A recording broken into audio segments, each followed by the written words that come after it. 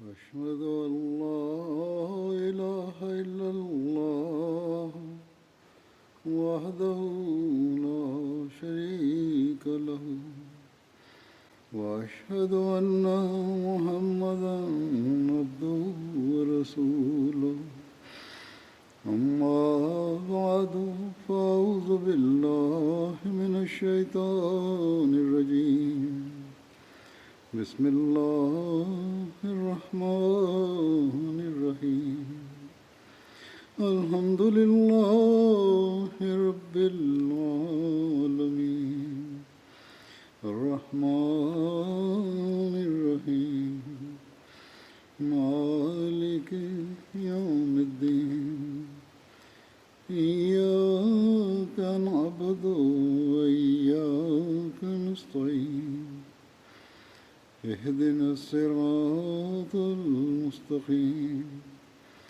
صراط الذين أنعمت عليهم غير المغضوب عليهم ولا الضالين.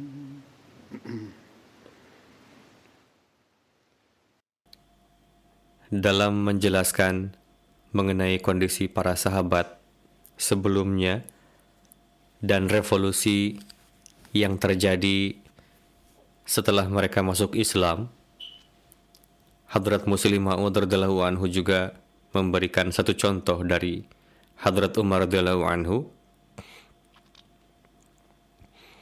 Contoh ini telah saya sampaikan sebelumnya, namun pada kesempatan ini saya akan menjelaskan berkenaan dengan hal ini. Beliau menulis, "Lihatlah apa yang telah dicapai oleh para sahabat dan bagaimana mereka meraih kedudukan yang tinggi. Mereka telah berjuang sedemikian rupa. Jika tidak, mereka ini dahulunya adalah orang-orang yang menjadi musuh bebuyutan Rasulullah SAW dan biasa mencaci maki beliau." Hadrat Umar yang menjadi khalifah kedua setelah Rasulullah, pada mulanya beliau sedemikian rupa kerasnya memusuhi Hadrat Rasulullah sehingga keluar dari rumah untuk membunuh Rasulullah. Di jalan beliau bertemu dengan seseorang yang bertanya, "Kemana engkau hendak pergi?" Beliau menjawab, "Aku pergi untuk membunuh Muhammad sallallahu alaihi wasallam." Ia mengatakan, "Pertama-tama bunuhlah saudari perempuan dan saudara iparmu yang telah menjadi muslim, baru kemudian bunuh Muhammad." Mendengar hal ini, beliau diliputi kemarahan dan berangkat menuju ke rumah saudari perempuan beliau. Setibanya di sana, beliau melihat pintu tertutup dan seseorang sedang membacakan Al-Quran Karim dan saudari perempuan serta saudara ipar beliau tengah menyimak. Ketika itu belum turun perintah pardah. Oleh karena itu, sahabat tersebut duduk di dalam rumah. Hadrat Umar mengetuk pintu dan mengatakan, "Bukalah." Setelah mendengar suara beliau, mereka yang ada di dalam merasa takut. Beliau akan memukul mereka. Oleh karena itu, mereka tidak membuka pintu. Hadrat Umar berkata, "Jika kalian tidak membukakan pintu, aku akan mendobraknya." Hadrat Umar bertanya, "Katakan, apa yang sedang kalian lakukan tadi? Dan siapa orang yang sedang membaca sesuatu tadi?" Mereka ingin menghindari beliau karena takut. Hadrat Umar berkata, "Perdengarkan kepadaku apa yang sedang kalian baca tadi." Adik perempuan beliau mengatakan, "Kamu akan melecehkannya. Oleh karena itu, sekalipun kamu memukul kami, kami tidak akan memperdengarkannya." Beliau berkata, "Tidak, saya berjanji tidak akan melecehkannya, yakni aku tidak akan melecehkan Al-Quran."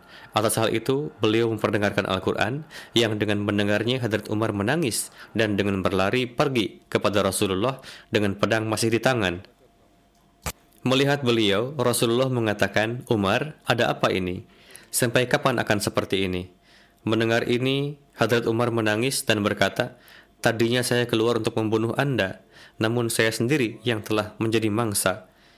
Ini adalah ringkasan dari peristiwa keseluruhan yang telah saya sampaikan. Hadrat Muslim Ma'ud radhiyallahu anhu bersabda, "Ini kondisi awal yang darinya beliau telah mengalami kemajuan. Kemudian para sahabat inilah yang sebelumnya biasa meminum minuman keras, biasa berkelahi satu sama lain, yakni beliau sedang membahas para sahabat yang lain juga, dan didapati banyak kelemahan-kelemahan pada diri mereka. Namun ketika mereka menerima hadrat Rasulullah dan berjuang serta berupaya keras demi agama, maka tidak hanya diri mereka sendiri yang berhasil mencapai derajat yang luhur, bahkan mereka menjadi sarana untuk menyampaikan orang lain pada makom yang tinggi. Mereka tidak terlahir menjadi sahabat, melainkan sama seperti yang lain. Namun mereka melakukan amalan dan memperlihatkan gairah semangat, sehingga mereka menjadi sahabat. Hari ini, jika kita juga melakukan hal yang sama, maka kita juga bisa menjadi sahabat. Berkenaan dengan rasa takut Hadrat Umar kepada Allah Ta'ala, terdapat satu riwayat. Hadrat Umar bersabda, "Jika di tepi sungai Farat ada seekor kambing yang hilang dan mati, maka saya takut Allah Ta'ala akan menanyakan mengenai hal ini kepada saya di hari kiamat." Dalam satu riwayat, dikatakan bahwa Hadrat Umar bersabda, "Jika di tepi sungai Farat ada seekor unta yang hilang dan mati, maka saya merasa takut Allah Ta'ala akan menanyakan mengenai hal ini kepada saya."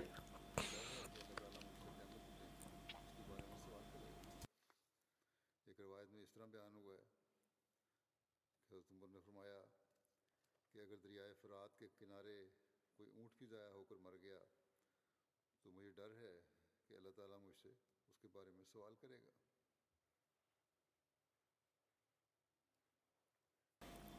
Ada satu riwayat dari Hadrat Anas bin Malik bahwa suatu hari saya pergi keluar bersama Umar bin Khattab hingga beliau sampai di satu kebun. Antara saya dengan beliau terhalang satu dinding. Beliau berada di dalam kebun. Pada waktu itu saya mendengar beliau berkata, "Aduhai Umar putra Khattab, engkau adalah Amirul Mukminin. Demi Allah, engkau harus takut kepada Allah. Jika tidak, Dia pasti akan mengazab engkau." Pada cincin Hadrat Umar terukir kalimat berikut, "Kafa bil mauti wa'idzan ya Umar." Yakni, wahai Umar, cukuplah maut sebagai pemberi nasihat.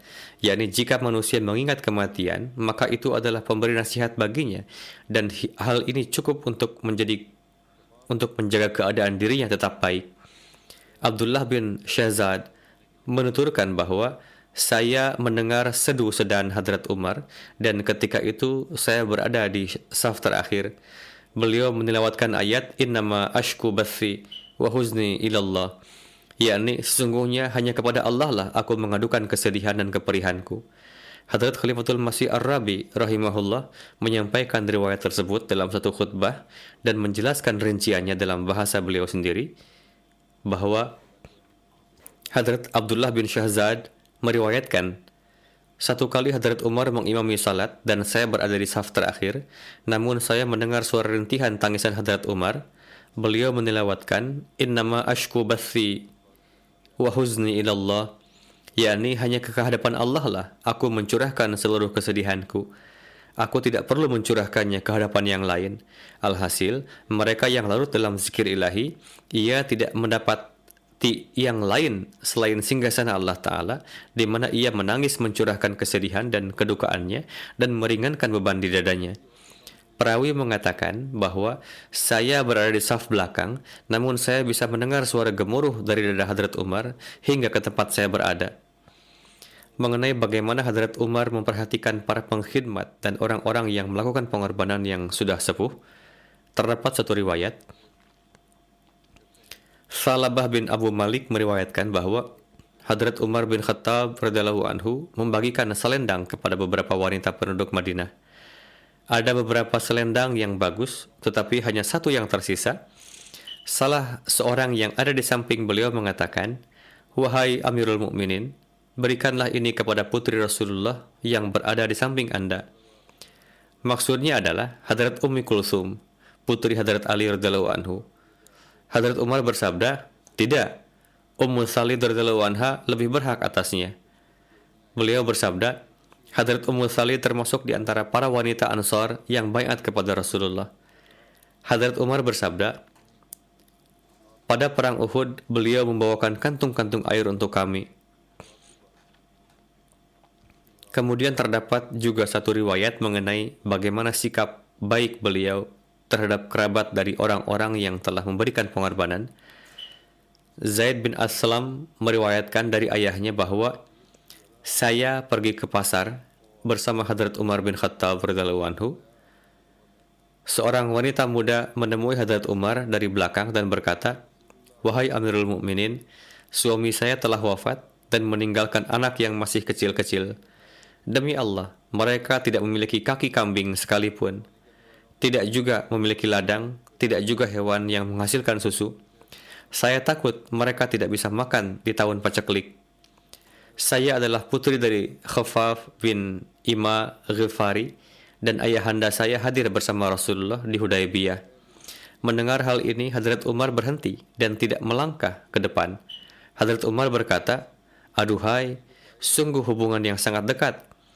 Setelah itu beliau pulang dan membawa seekor unta yang sehat yang terikat di rumah dan mengisi 2 karung dengan biji-bijian, lalu memuatkannya di atas unta.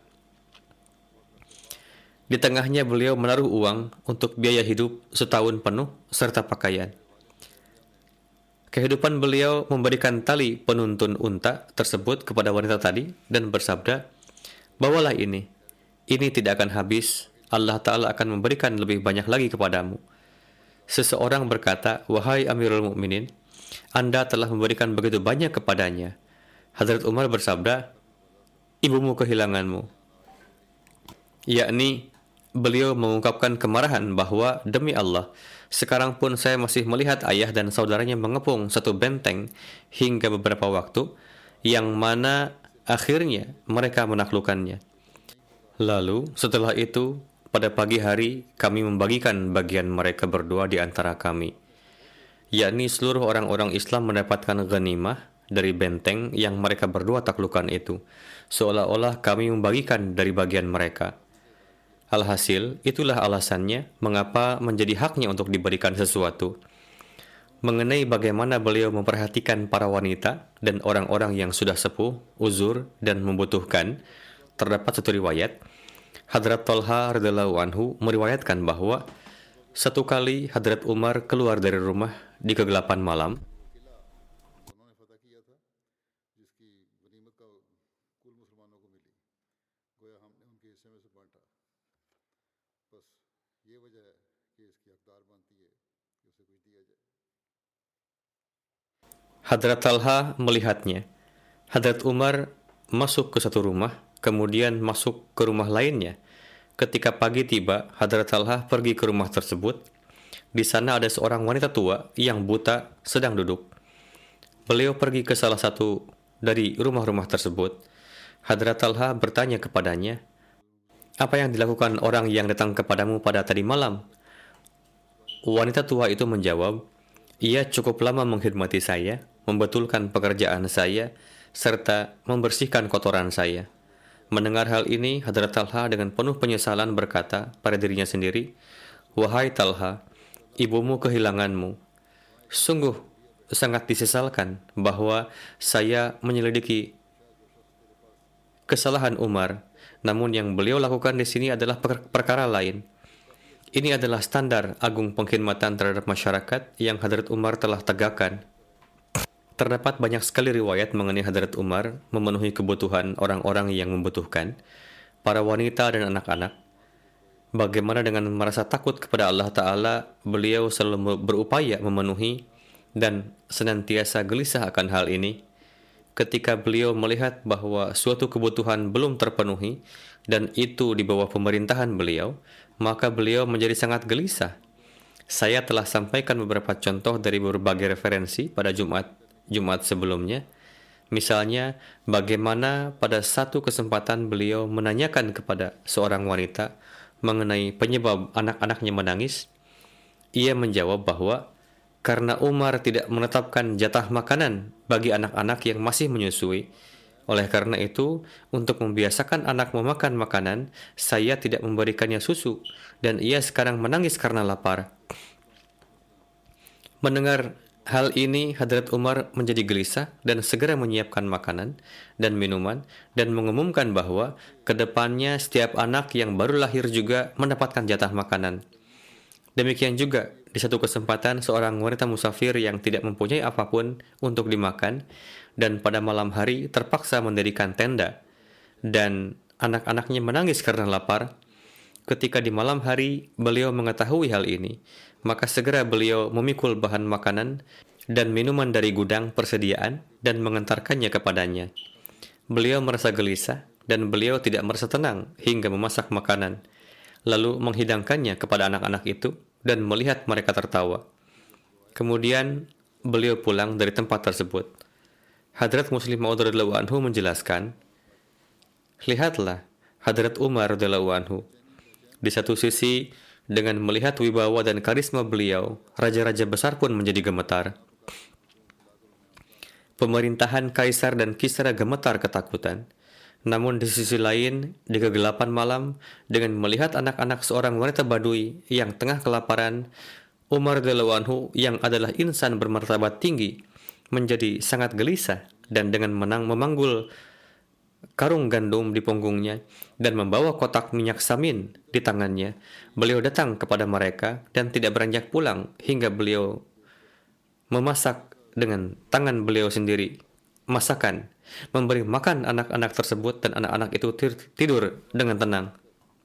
Kemudian suatu kali diriwayatkan dari Hadrat Ibnu Umar, ketika Hadrat Umar kembali ke Madinah dari Syam, beliau terpisah dari orang-orang supaya bisa mengetahui kondisi masyarakat, yakni beliau terpisah dari rombongan kafilah dan pergi ke satu arah supaya dapat mengetahui ihwal orang-orang. Beliau melewati seorang wanita tua yang sedang berada di kemahnya.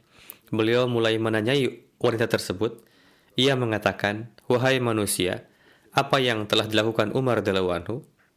Beliau berkata, "Dia ada di sini dan telah datang dari Syam."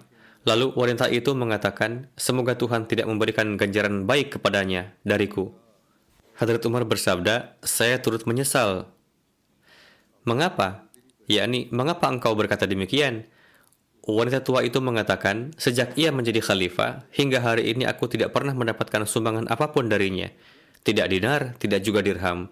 Hadrat Umar bersabda, "Saya turut menyesal bagi Anda, dan bagaimana Umar bisa tahu tentang kondisi Anda? Sedangkan Anda tinggal di suatu tempat yang jauh di dekat hutan." Wanita tua itu tidak mengetahui bahwa itu adalah Hadrat Umar. Wanita tua itu mengatakan, "Subhanallah, saya tidak menduga bahwa seseorang yang menjadi pelindung bagi masyarakat, namun ia tidak mengetahui apa yang di sebelah timur dan barat dari wilayahnya." Kemudian Hadrat Umar menangis dan mengalihkan perhatiannya pada wanita tersebut dan berkata, oh Umar, berapa banyak orang yang akan menuntut. Setiap orang memiliki pemahaman agama yang lebih darimu. Wahai Umar." Kemudian Hadrat Umar bersabda kepadanya, "Saya ingin menyelamatkan Umar dari jahanam. Maka katakanlah, berapa Anda akan menjual hak sebagai orang yang terzalimi?" Wanita itu mengatakan, "Janganlah bercanda denganku. Semoga Tuhan mengasihi Anda." Hadrat Umar bersabda, "Ini bukanlah candaan." Hadrat Umar bersikeras terhadapnya hingga beliau membeli haknya sebagai yang terzalimi itu seharga 25 dinar. Peristiwa ini masih berlangsung ketika Hadrat Ali bin Abi Thalib dan Hadrat Abdullah bin Mas'ud tiba dan keduanya mengucapkan, "Assalamualaikum wahai Amirul Mukminin." Wanita itu meletakkan tangannya di atas kepalanya dan mengatakan, "Semoga Allah memberkati. Aku telah mengatakan hal yang buruk terhadap Amirul Mukminin langsung di hadapannya." Lalu Amirul Mukminin mengatakan kepadanya, "Anda tidak bersalah. Semoga Allah telah mengasihi Anda." Kemudian Hadrat Umar meminta sepotong kulit supaya bisa menulis di atasnya, namun tidak ada. Kemudian beliau memotong sebagian dari kain penutup yang beliau kenakan dan menulis, "Bismillahirrahmanirrahim. Ini adalah surat keterangan bahwa Umar pada hari ini telah membeli dari hak wanita ini, hak sebagai yang terzalimi sejak Umar menjadi penguasa hingga hari ini senilai 25 dinar. Jika ia di padang mahsyar berdiri di hadapan Allah Ta'ala dan mengajukan tuntutan, maka Umar terbebas darinya." Ali bin Abi Thalib dan Abdullah bin Mas'ud menjadi saksi atas hal ini. Kemudian beliau memberikan dokumen itu kepada Hadrat Ali dan bersabda, "Jika saya berlalu dari dunia ini, mendahului Anda, letakkanlah ini di dalam kain kafan saya." Kita lihat bagaimana standar yang dimiliki orang-orang sekarang yang dalam mencari pasangan bagi putra-putri mereka. Tentang bagaimana standar yang dimiliki Hadrat Umar dalam hal ini, terdapat satu riwayat. Diriwayatkan oleh Hadrat Aslam yang telah dimerdekakan oleh Hadrat Umar. "Pada suatu malam, saya berkeliling di Madinah bersama Amirul Mukminin. Lalu beliau bersandar pada satu dinding untuk beristirahat beberapa saat lamanya. Hadrat Umar mendengar ada seorang wanita tua yang tengah bersandar di balik dinding rumah itu. Di dalam rumah, putrinya berkata kepada sang ibu, "Tidakkah ibu mengetahui bahwa utusan Amirul Mukminin telah mengumumkan agar jangan mencampurkan air ke dalam susu?" Ibunya berkata, "Amirul Mukminin sedang tidak ada di sini." Begitu juga utusan beliau. Putrinya berkata, "Demi Tuhan, tidaklah ini patut bagi kita, bahwa di depan beliau kita taat, sementara itu secara diam-diam kita menentangnya." Mendengarnya, Hadrat Umar sangat gembira dan bersabda kepada temannya, "Wahai Aslam, berilah tanda di pintu rumah ini." Di hari berikutnya, Hadrat Umar mengirim seseorang untuk menikahkan perempuan itu dengan putranya, Asim. Melihat kejujuran dan budi pekertinya lah, beliau menjodohkan putranya dengan perempuan itu. Darinya, Asim memiliki seorang anak perempuan, dan Hadrat Umar bin Abdul Aziz adalah keturunan dari perempuan itu. Di dalam satu riwayat, Salma menyampaikan, "Satu ketika, saya melewati pasar dan melihat Hadrat Umar yang tengah berlalu untuk suatu pekerjaan. Hadrat Umar membawa cambuk di tangannya. Hadrat Umar bersabda, 'Wahai Salma, menepilah dari jalan.' Lalu beliau dengan perlahan mengisyaratkan dengan tangan beliau, sehingga cambuk pun sedikit mengenai baju saya. Saya menepi dari jalan dan beliau pun diam, hingga peristiwa ini pun telah berlalu setahun lamanya. Lalu saya berjumpa kembali dengan Hadrat Umar di pasar.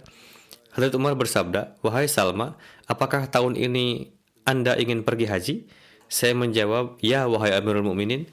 Lalu beliau memegang tangan saya dan membawa saya ke rumah beliau dan mengeluarkan 600 dirham dari satu tas dan memberinya kepada saya, lalu bersabda, 'Wahai Salma, gunakanlah ini untuk kebutuhanmu, dan ini adalah ganti dari kejadian setahun lalu saat saya meminggirkanmu dengan cambuk.'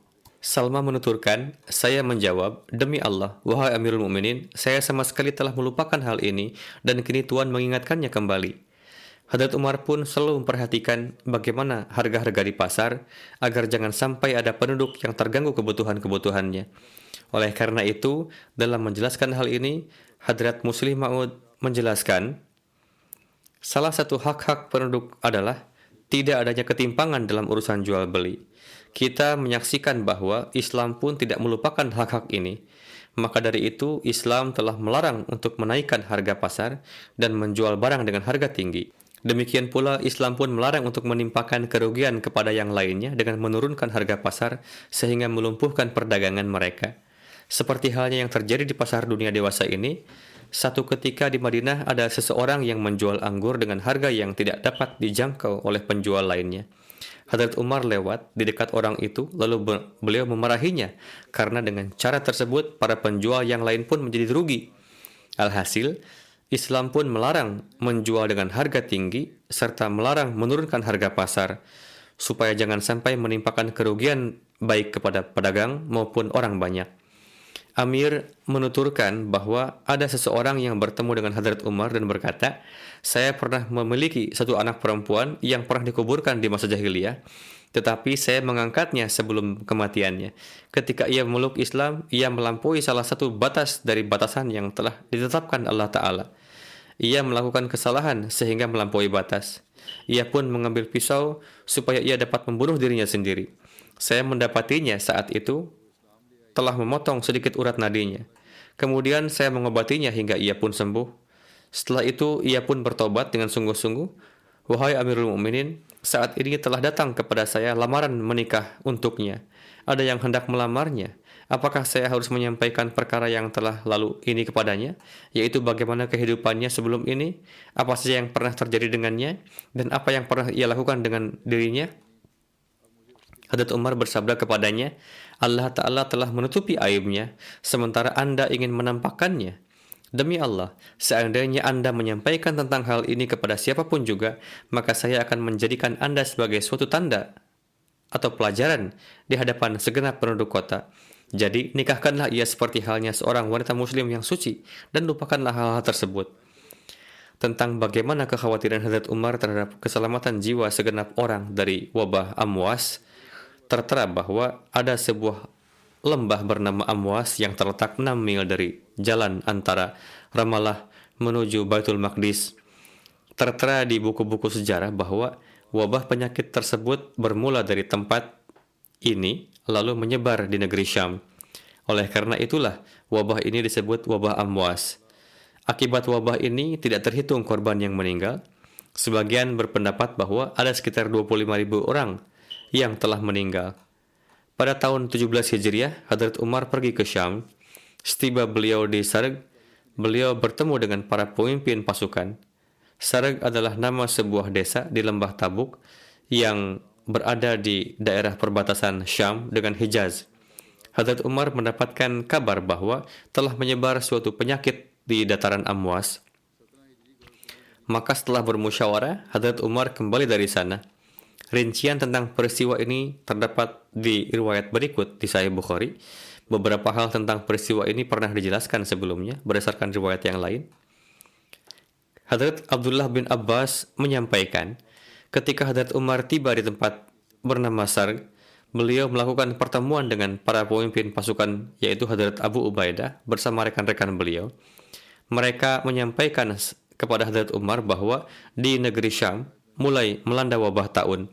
Hadrat Umar lalu memanggil golongan muhajirin awal dan meminta pendapat dirinya.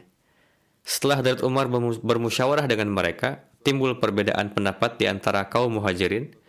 Sebagian berpendapat bahwa hendaknya jangan mundur dari tempat itu, dan sebagian mengatakan bahwa di dalam pasukan tersebut terdapat para sahabat Rasulullah dan tidaklah layak memasukkan mereka ke dalam wabah itu. Hadrat Umar pun memulangkan golongan muhajirin, lalu beliau memanggil golongan Ansar dan meminta pendapat dari mereka. Namun, seperti halnya para muhajirin, golongan Ansar pun saling berbeda pendapat. Hadrat Umar lalu memulangkan golongan Ansar dan bersabda, panggillah para tetua Quraisy yang menerima Islam di masa Fatah Makkah lalu pindah ke Madinah. Hadrat Umar memanggil mereka, lalu mereka secara sepakat berpendapat, bawalah mereka pulang dan janganlah membawa mereka ke daerah yang terserang wabah. Hadrat Umar lalu mengumumkan ke semua orang untuk pulang. Saat itu Hadrat Abu Ubaidah bertanya, apakah mungkin untuk berlari dari takdir Tuhan? Hadrat Umar bersabda kepada Hadrat Abu Ubaidah, wahai Abu Ubaidah, andaikan ada orang lain selain Anda yang mengatakan hal ini. Ya, berlarinya kita dari takdir Allah adalah sebenarnya kita pun menuju takdir Allah. Jika Anda memiliki unta dan Anda membawa unta itu pada suatu lembah yang memiliki dua sisi, sisi pertama adalah hijau subur, sementara sisi kedua adalah kering, maka bukankah jika Anda menggembalakan unta-unta Anda di tempat yang hijau subur, maka itu berasal dari takdir Allah? Dan apabila Anda mengembalakannya di tempat yang kering, maka itu pun berasal dari takdir Allah? Perawi berkata bahwa seketika itu Hadrat Abdurrahman bin Auf yang sebelumnya tidak dapat hadir karena suatu kesibukan pun tiba. Beliau berkata, saya mengetahui tentang permasalahan ini. Saya pernah mendengar Rasulullah bersabda, jika Anda mendengar tentang suatu tempat bahwa di sana ada wabah yang merebak, maka janganlah pergi ke sana. Lalu jika ada penyakit yang merebak di tempat Anda tinggal, maka janganlah keluar dari daerah tersebut. Atas hal ini Hadrat Umar memanjatkan syukur kepada Allah dan beranjak kembali. Saat itu Hadrat Umar berangkat dari Madinah dan beliau belum sampai di tempat yang terjangkiti wabah. Oleh karena itu beliau kembali seraya membawa para sahabat beliau. Namun Hadrat Abu Ubaidah, karena beliau merupakan panglima seluruh pasukan dan memang sejak sebelumnya tinggal di daerah yang terjangkit wabah, oleh karena itu beliau bersama para pasukan muslim pun tinggal di wilayah yang terjangkit wabah. Mereka yang sebelumnya di sana tetap di sana. Setiba di Madinah, Hadrat Umar mulai berpikir tentang umat muslim di Syam, yaitu bagaimana supaya mereka diselamatkan dari kebinasaan-kebinasaan akibat taun. Hadrat Umar sangat memikirkan keadaan Hadrat Abu Ubaidah. Satu hari, Hadrat Umar menulis surat kepada Hadrat Abu Ubaidah, ada tugas penting dari saya untuk Anda, maka dari itu saat Anda menerima surat ini, segeralah berangkat menuju Madinah. Jika surat ini tiba malam hari, maka janganlah menunggu pagi tiba, dan jika surat ini tiba di waktu pagi, maka janganlah menunggu waktu malam. Inilah kecintaan Hadrat Umar terhadap Hadrat Abu Ubaidah. Tatkala Hadrat Abu Ubaidah membaca surat tersebut, beliau berkata, saya memahami apa yang diinginkan oleh Amirul Mukminin. Semoga Allah menurunkan rahmat atas Hadrat Umar. Beliau ingin menjadikan abadi seorang yang tidak hidup abadi, yakni Hadrat Abu Ubaidah berfikir, Allah Maha mengetahui apa yang akan terjadi pada diri saya. Lalu beliau menjawab surat tersebut, wahai Amirul Mukminin, saya memahami apa yang Tuhan kehendaki. Mohon janganlah memanggil kami, mohon biarkanlah kami di sini. Saya hanyalah seorang prajurit di antara para prajurit muslim. muslim. Apa yang telah ditakdirkan, biarkan itu terjadi. Bagaimana bisa saya berpaling darinya? Tatkala Hadrat Umar membaca surat tersebut, beliau lantas menangis. Orang-orang yang hadir bertanya, "Wahai Amirul Mukminin, apakah Hadrat Abu Ubaidah telah wafat?" Hadrat Umar menjawab, "Belum, tetapi mungkin akan wafat." Setelah menerima saran dari para sahabat yang ahli, Hadrat Umar lalu menulis surat kepada Hadrat Abu Ubaidah. Anda tengah membawa orang-orang turun ke dalam kesempitan. Oleh karena itu, pergilah menuju tempat yang tinggi dan berudara bebas. Alih-alih ke tempat yang rendah, cobalah pergi ke daerah yang tinggi. Di pegunungan, di tempat yang berudara lebih segar. Baru saja Hadrat Abu Ubaidah berpikir untuk menjalankan perintah ini, namun wabah telah menyerang beliau sehingga beliau pun wafat. Hadrat Abu Ubaidah mengangkat Hadrat Muaz bin Jabal sebagai pengganti beliau. Namun Hadrat Muaz pun jatuh terserang wabah hingga beliau pun wafat. Hadrat Muaz mengangkat Hadrat Amr bin As sebagai pengganti beliau. Beliau menyampaikan satu pidato dan bersabda, "Sekali wabah ini datang, ia merebak bagaikan api. Sembunyilah ke pegunungan dan selamatkanlah jiwa Anda sekalian." Hadrat Amr bin As keluar dari tempat itu dengan membawa segenap orang dan pergi ke pegunungan hingga wabah pun mereda dan berangsur-angsur hilang. Tatkala Hadrat Umar mengetahui pidato Hadrat Amr bin As itu, beliau tidak hanya menyukainya, tapi menganggapnya sebagai pengamalan perintah yang telah sebelumnya beliau kirim kepada Hadrat Abu Ubaidah. Selain Hadrat Abu Ubaidah bin Jarrah, Hadrat Muaz bin Jabal, Hadrat Yazid bin Abu Sufyan, Hadrat Haris bin Hisham, Hadrat Suhail bin Amru, dan Hadrat Utbah bin Suhail, serta beberapa sosok terkemuka lainnya pun wafat akibat wabah tersebut. Hadrat Muslim Ma'ud dalam menyampaikan tentang kepulangan Hadrat Umar karena adanya wabah Amwas, di satu tempat beliau menjelaskan, ketika terjadi peperangan di Syam dan muncul wabah di sana, Hadrat Umar pun pergi ke sana, supaya dengan menerima pendapat dari orang-orang di sana, beliau dapat memberi petunjuk yang tepat untuk melindungi pasukan muslim. Namun tatkala wabah telah menyerang dengan keras, para sahabat menyampaikan kepada beliau, tidak baik bagi Huzur untuk tinggal di sini, sebaiknya Huzur pulang ke Madinah. Tatkala Hadrat Umar berkehendak untuk pulang, Hadrat Abu Ubaidah berkata, "Afiraran min qadrillah? Apakah Tuan berlari dari takdir Allah Ta'ala?" Hadrat Umar dengan segera menjawab, "Na'am, nafirru min qadrillah ila qadrillah." Ya, kita lari dari satu takdir Allah Ta'ala menuju takdir Allah yang lain. Alhasil, tidaklah diperbolehkan untuk meninggalkan sarana-sarana duniawi. Ia hendaknya menjadikan sarana-sarana duniawi sebagai pengikut agama. Beberapa peristiwa tentang pengabulan doa Hadrat Umar, Hadrat Khawaz bin Jubair berkata, di masa kekhalifahan Hadrat Umar, orang-orang menghadapi kemarau yang keras. Hadrat Umar lalu keluar bersama orang-orang dan memimpin salat istisqa sebanyak 2 rakaat. Lalu beliau menyilangkan selendang beliau pada kedua pundak beliau. Beliau meletakkan bagian kanan selendang beliau ke pundak kiri beliau, dan beliau meletakkan bagian kiri selendang beliau ke pundak bagian kanan, yakni beliau melipatnya di pundak. Lalu beliau mengangkat tangan beliau untuk berdoa seraya berkata, "Allahumma inna nastaghfiruka wa nastasqika." Yakni, wahai Allah Azza wa Jalla, sesungguhnya kami memohon ampunan kepada Engkau dan memohon turunnya hujan. Baru saja beliau berdoa dan beliau beranjak dari tempat beliau, sementara hujan pun mulai turun. Perawi menuturkan, orang-orang yang berasal dari desa lalu datang menemui Hadrat Umar dan berkata, "Wahai Amirul Mukminin, pernah suatu hari, suatu saat tatkala kami ada di lembah tempat kami tinggal, dan saat itu ada awan menaungi kami mendengar suatu suara dari dalamnya, hujan Abu Hafs mendatangimu, hujan Abu Hafs mendatangimu." Salah satu peristiwa pengabulan doa beliau adalah tentang mengalirnya kembali sungai Nil. Diterangkan bahwa dahulu ketika sungai Nil mengering, orang-orang di sana sebelum Islam menjalani sebuah ritual, di mana apakah ritual tersebut memang berpengaruh atau tidak, Allah yang lebih mengetahui, dan Islam datang mengakhiri ritual tersebut. Terkait peristiwa bagaimana berakhirnya ritual tersebut, diterangkan sebagai berikut.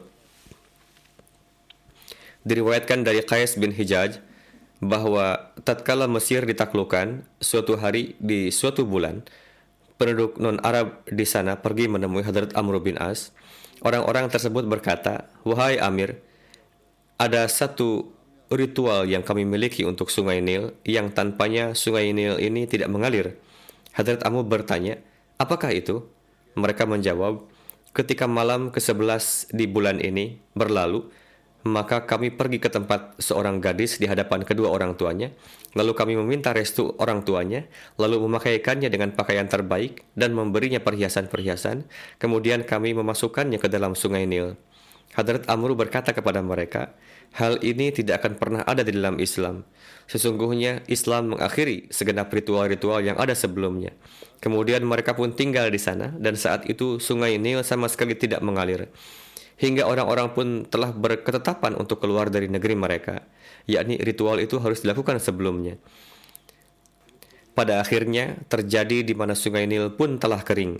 Orang-orang lalu berkeinginan untuk keluar dari sana, meninggalkan tempat itu. Ketika Hadrat Amru melihat keadaan ini, beliau menulis surat kepada Hadrat Umar bin Khattab tentang hal ini. Hadrat Umar menulis jawaban berikut kepada Hadrat Amru bin As, apa yang Anda sampaikan itu adalah benar. Sudah barang tentu Islam membersihkan semua tradisi-tradisi tidak baik seperti itu. Beliau memasukkan catatan kecil dalam surat lalu mengirimnya. Hadrat Umar menulis kepada Hadrat Amru, saya telah mengirimkan surat untukmu dan di dalam surat tersebut terdapat satu catatan kecil. Masukkanlah catatan itu ke dalam sungai Nil. Ketika surat Hadrat Umar tiba di tangan Hadrat Amru, beliau membuka catatan kecilnya. Di dalamnya tertulis, dari hamba Allah Umar bin Khattab Amirul Mukminin ditujukan kepada sungai Nil Mesir. Amma ba'du, jika engkau mengalir dengan sendirinya, maka janganlah mengalir. Namun, jika Allah Ta'ala lah yang mengalirkanmu, maka aku berdoa kepada Allah yang Maha Esa dan Perkasa agar Dia mengalirkanmu. Lalu Hadrat Amru memasukkan catatan kecil tersebut ke dalam sungai Nil sehari sebelum perayaan salib. Ketika pagi tiba, dalam satu malam saja Allah Ta'ala mengalirkan sungai Nil lebih dari 16 tangan. Dengan begitu Allah Ta'ala mengakhiri tradisi buruk bangsa Mesir tersebut.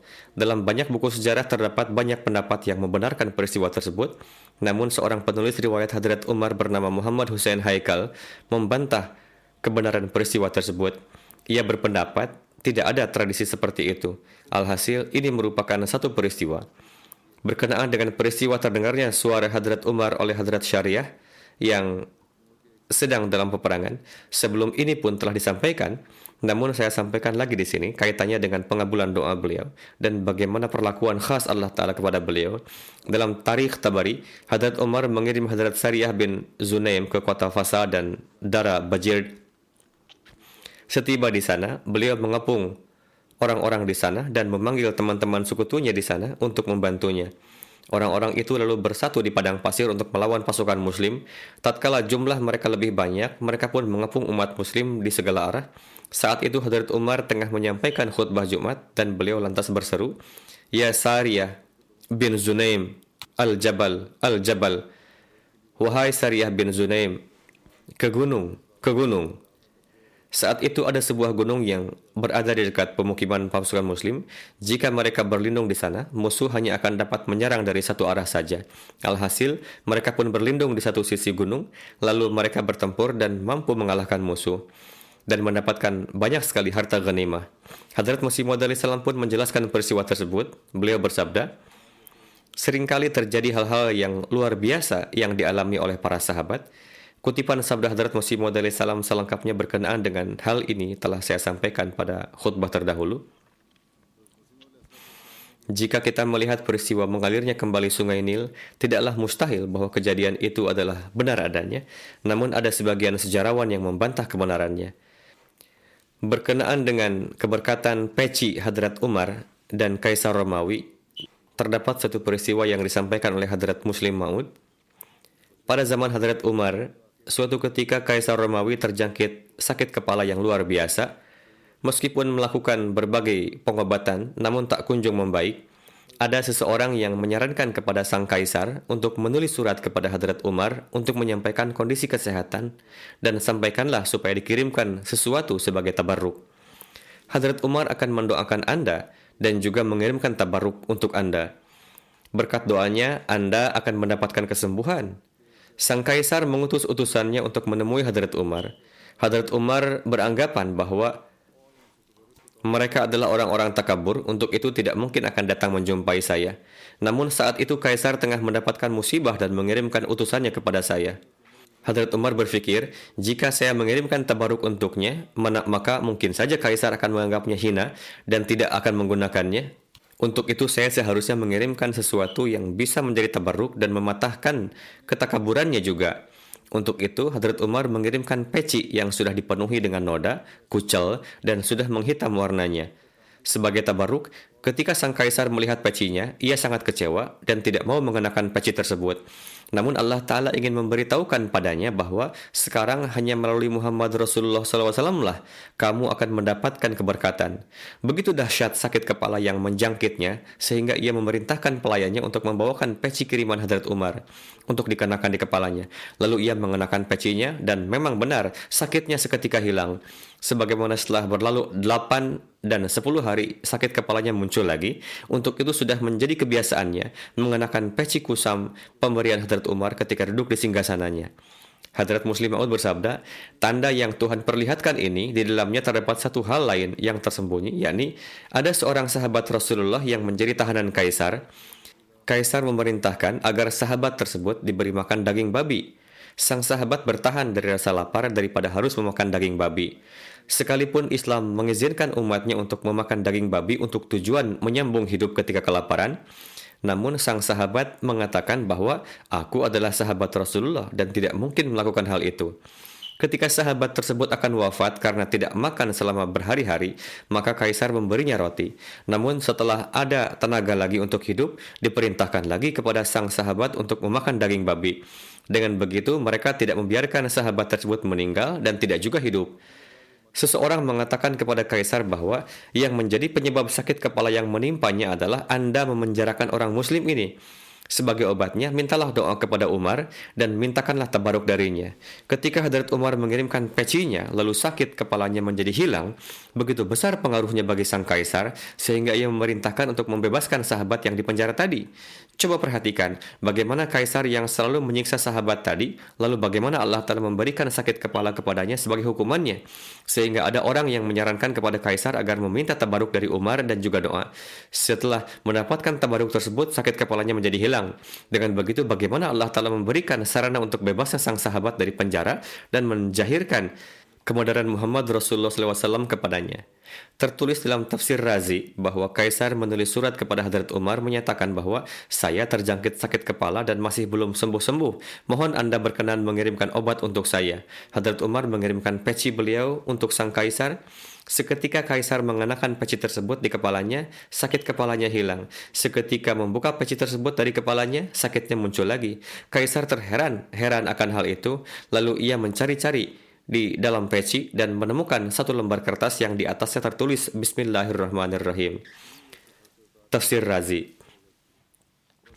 Hadrat Amr bin Maimun meriwayatkan, Hadrat Umar biasa memanjatkan doa, Allahumma tawaffani ma'al abrar wa la tukhallifni fil ashrari wa qini azaban nari wa alhiqni bil akhyar. Ya Allah, wafatkanlah aku bersama dengan orang-orang yang baik. Jangan tinggalkan aku di tengah-tengah orang-orang buruk. Selamatkanlah aku dari azab api. Himpunkanlah aku bersama dengan orang-orang saleh. Yahya bin Sa'id bin Musayyab meriwayatkan, sepulangnya dari Mina, Hadrat Umar bin Khattab mendudukkan untanya di Abtah, lalu membuat satu tumpukan batu di lembah Bathan, lalu menggelar satu ujung kainnya, lalu berbaring. Setelah itu, beliau mengangkat tangan ke arah langit lalu berdoa, Allahumma kabarat sinni wa dha'fat quwwati wa intasharat ra'iyyati wakhfidni ilaika ghair muzayyin wala mufarrid. Ya Allah, umurku semakin bertambah, kekuatanku semakin berkurang, penglihatanku semakin menyebar. Engkau wafatkanlah aku tanpa menyia-nyiakan dan mengurangi. Belum lagi berakhir bulan Zulhijjah, beliau diserang dan syahid.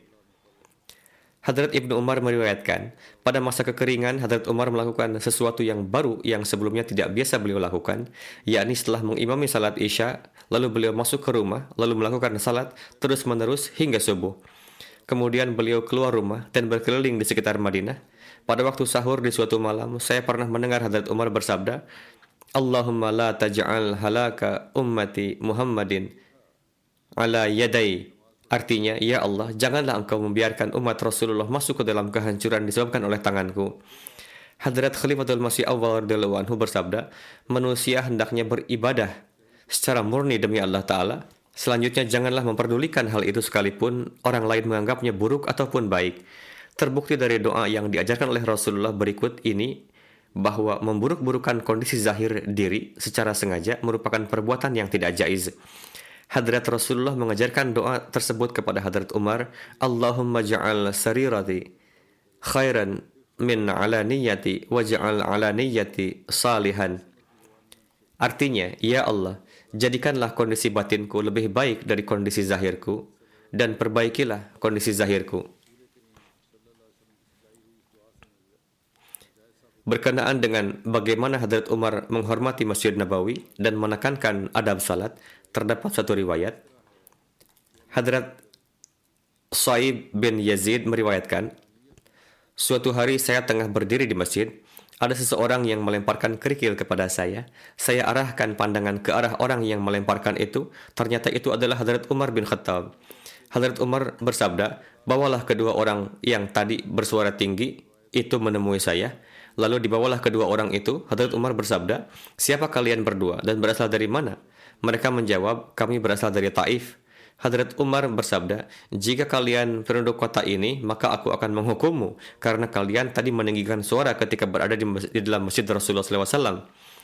Hadrat Ibnu Umar meriwayatkan, kebiasaan Hadrat Umar adalah sebelum saf salat lurus, beliau belum memulai salat. Bahkan untuk meluruskan saf-saf, beliau telah menetapkan seseorang. Abu Usman Nahdi berkata, saya melihat Hadrat Umar ketika qomat dikumandangkan, beliau menghadap ke arah makmum dan bersabda, wahai fulan, kamu majulah, wahai fulan, mundurlah. Yakni beliau terlebih dahulu meluruskan saf-saf. Jika saf-saf sudah lurus, lalu beliau menghadap ke kiblat dan mengucapkan takbir. Berkenaan dengan pengorbanan harta dan pembelanjaan harta yang beliau lakukan di jalan Allah Ta'ala, terdapat satu riwayat, sebetulnya masih banyak riwayat lainnya. Hadrat Ibnu Umar meriwayatkan, Hadrat Umar bin Khattab pernah mendapatkan beberapa lahan tanah di Khaybar, lalu beliau datang menjumpai Rasulullah untuk meminta nasihat perihal tanah tersebut. Beliau radhiyallahu anhu berkata, wahai Rasulullah, saya telah mendapatkan sebidang tanah di Khaybar.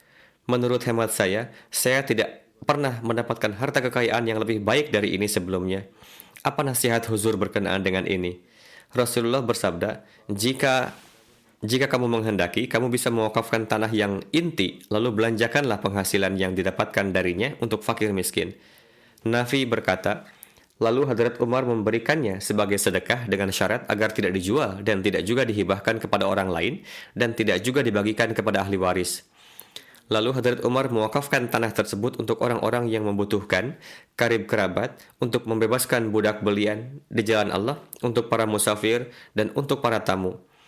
Adapun bagi para pengawas tanah, diperbolehkan untuk memakan sebagian di antaranya, sesuai dengan aturan, dan juga memberi makan kepada orang lain, namun janganlah untuk menghimpun harta.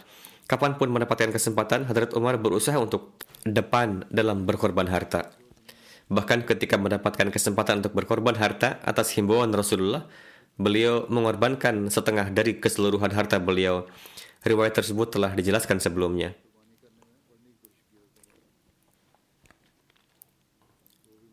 Berkenaan dengan bagaimana rasa takut beliau kepada Allah Ta'ala, sedemikian rupa sehingga ketika menjelang kewafatan pun, air mata mengalir dari mata beliau, dan beliau biasa bersabda, aku tidak patut untuk mendapatkan suatu hadiah yang aku harapkan semata-mata agar terhindar dari hukuman Tuhan.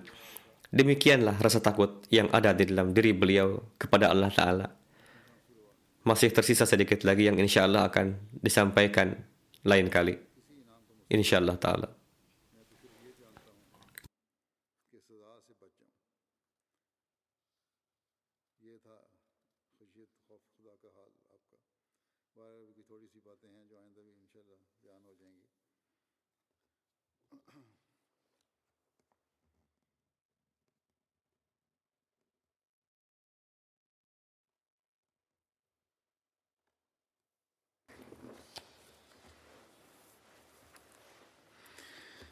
الحمد لله الحمد لله نحمده ونستعينه ونستغفره ونؤمن به ونتوكل عليه ونعوذ بالله من شرور أنفسنا ومن سيئات أعمالنا من يهده الله فلا مضل له ومن يضلل فلا هادي له ونشهد أن لا إله إلا الله ونشهد أن محمدا عبده ورسوله عباد الله رحمكم الله إن الله يأمر بالعدل والإحسان وإيتاء ذي القربى وينهى عن الفحشاء والمنكر والبغي يعظكم لعلكم تذكرون اذكروا الله يذكركم وادعوه يستجب لكم ولذكر الله أكبر.